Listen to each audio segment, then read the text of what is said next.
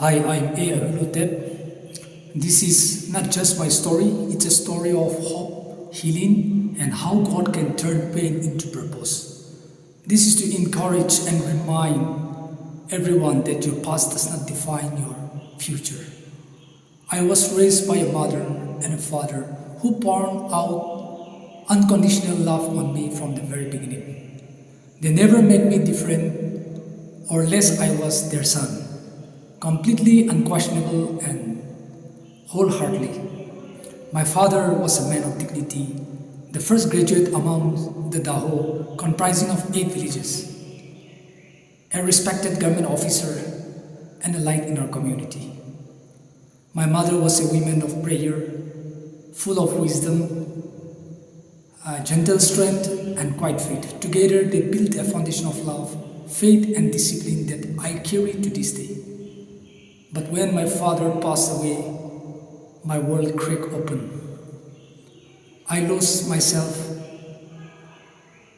That pain was too deep, and I fell into drinking, trying to nap the grief I could not speak out loud.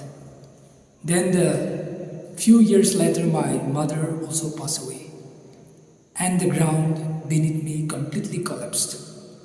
As if that was not enough, the woman I love, the mother of my child, left us when our son was just 1 year old. She walked away and never returned. I stood there, a broken man holding a baby in my arms, and not knowing what to do and where to go. Then came another bloom. I was pushed aside from the family. It was like losing everything. I returned to the village with nothing but my son and sorrow. No money, no belonging, no plan. But in that storm, God did not turn his face away. He showed up through people. The villagers saw my suffering and they did not walk past. They came with the vegetables, word of comfort and helping hand. They lifted me when I had no strength left to stand.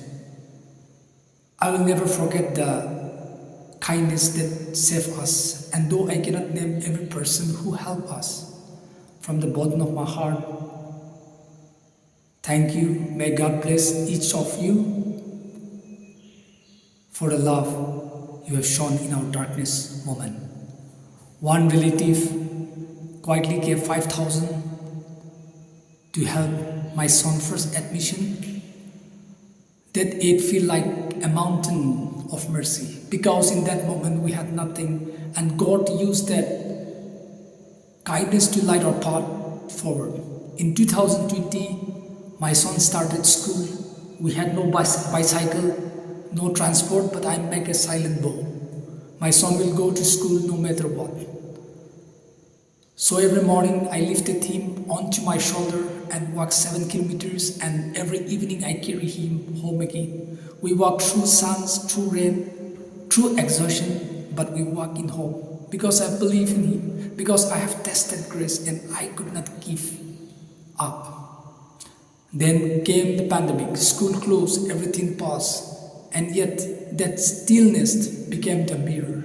In my silence, I remember the love of my parents, and I began to understand the sacrifice. If I had not faced this suffering, I might not have survived, but the fire did not destroy me, but it purified me. It brought me back to life. Today we live in a small rented house in town so my son can continue his education. The house is just 50 kilometers away from the one where I grew up. And yes, my heart aches every time I walk past that old home, but I keep moving forward because the past does not define the destiny God has written. My son is doing well. He is learning, growing, smiling, and I am no longer the man I used to be. God did not remove the storm, but He walked with me through the storm. And from the ages, He is writing a story of redemption.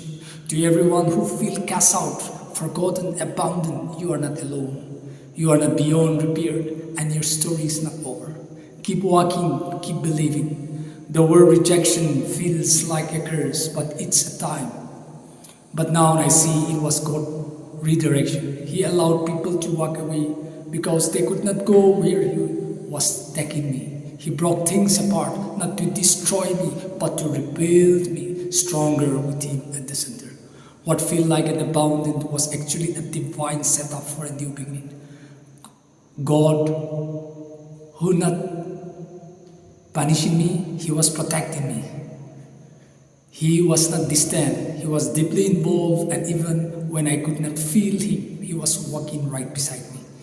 If you have been rejected, you have been redirected. You have been hit a rock bottom, you are in the perfect place for God to build something new.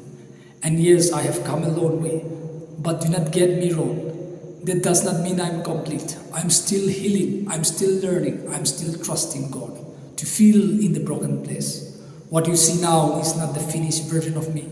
It's just a glimpse of what God is building. The pen did not break me, but it reminded me I still need God every day. And every thought people left me, believe God never did. I am incomplete, but I am being completed by the one who started the word in me. Thank you.